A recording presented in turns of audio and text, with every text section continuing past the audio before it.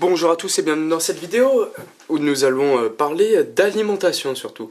Et en gros, à quoi ça sert d'avoir une bonne alimentation? Du coup, on va parler déjà économie. Déjà, bon, vous allez voir sur internet que une bonne alimentation, c'est un peu plus cher. Mais il faut savoir que en fait, les bonnes alimentations, surtout maintenant, elles ont un... regardez, c'est marqué là.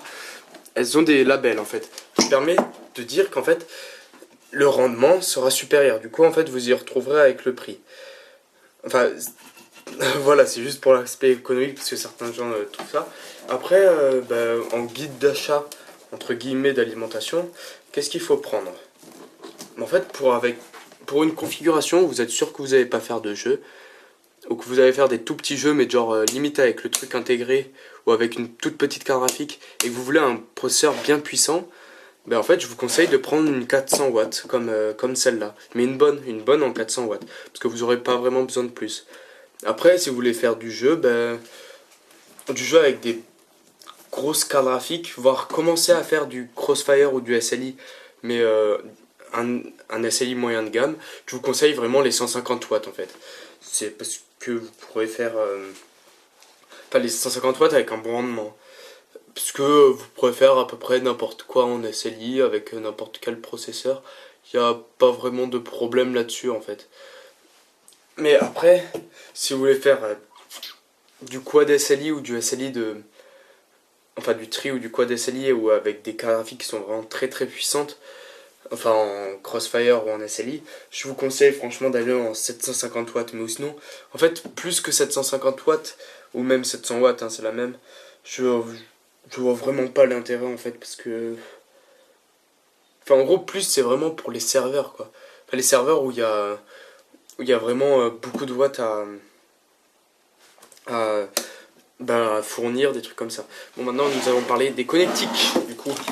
Alors, les connectiques, du coup, prenez une alimentation avec deux câbles 4.4 CPU, enfin 4 CPU, du coup 8 câbles CPU, c'est les 8 pins on appelle ça.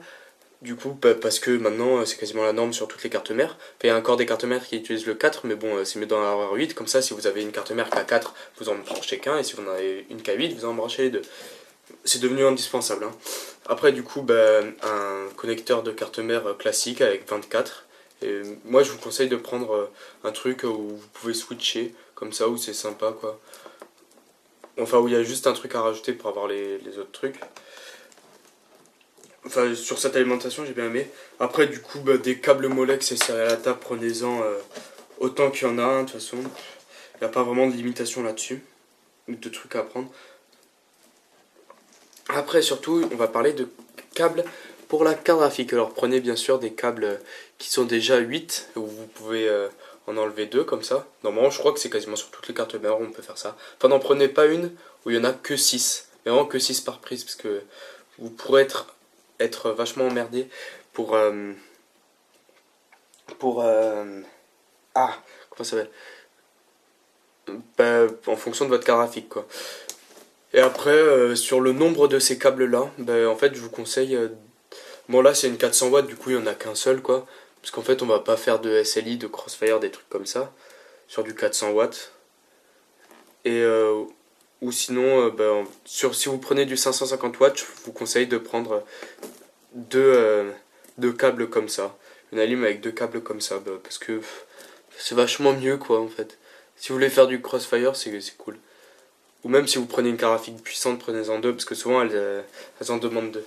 Après, passons sur les composants à choisir.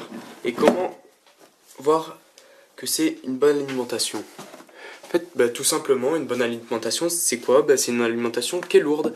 Pourquoi? Parce que ça veut dire que si l'alimentation est lourde, ça veut dire que vous avez des bons PCB, des bons condensateurs. Enfin, déjà, vous les avez en nombre et vous avez pas mal... En fait, je serais tenté de dire que c'est comme un menu pour manger, hein. Une alimentation, c'est plus c'est lourd, plus ça veut dire qu'il y a à manger dedans, quoi. Plus ça veut dire que c'est mieux, entre guillemets. Et après, bon, ça, c'est une FSP AOROM. Bon, je l'ai acheté d'occasion, mais sinon, vous n'avez pas besoin vraiment d'une aussi bonne alim que du truc AOROM. Et Et qu'est-ce que j'ai d'autre à dire là-dessus? Ben, en fait, prenez les cartes mères avec la certification 80 plus Silver. Enfin, je trouve que c'est les meilleurs. Parce que Gold, en fait, c'est un peu à rien. Et Bronze, en fait, on va dire que l'écart de prix entre Bronze et le Silver, c'est de quelques euros. Du coup, prenez quand même la Silver. Oui, j'ai un autre truc à dire là-dessus. C'est sur les alimentations modulaires. Bon, là, comme vous voyez, bah, c'est une FSP Aurum, mais elle n'est pas du tout modulaire. Ce qui pose quelques problèmes, hein. C'est vrai, parce qu'une Aurum c'est quand même de bonne qualité. Bon, les câbles sont gainés quand même. En gros, qu'est-ce que c'est une alimentation modulaire? C'est qu'en fait, vous n'avez pas les câbles qui se branchent directement sur le PCB, mais vous avez des prises. Et des prises où vous choisissez bah, de mettre.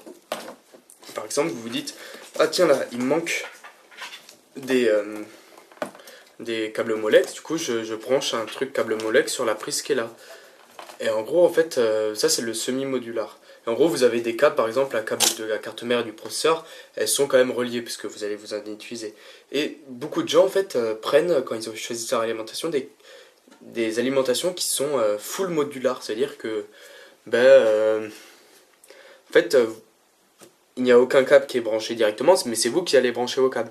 En fait, ça c'est débile parce qu'en fait, vous perdez l'intérêt.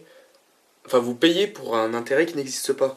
Parce que le problème, c'est que, enfin, le principe du modulable, c'est que les câbles qui vous servent à rien, vous les dégagez. Et ça vous gêne pas dans votre boîtier, tout ça. En fait, là, le problème, c'est que vous aurez des prises, mais sur les prises, vous brancherez des câbles qui sont obligés de servir si vous voulez utiliser votre PC, comme le câble de la carte mère, comme ça. Et du coup, en fait, il n'y a aucune raison de pouvoir. Enfin, il n'y a aucun avantage à pouvoir le décrocher, des trucs comme ça, en fait. C'est un peu un non-sens.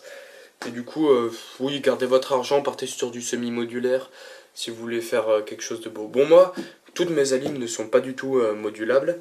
Mais bon, après, il suffit de faire un peu de câble management et ça passe, hein. Du coup, j'ai plus rien de spécial à vous dire là-dessus. Du coup, je vous dis salut à tous et à la prochaine.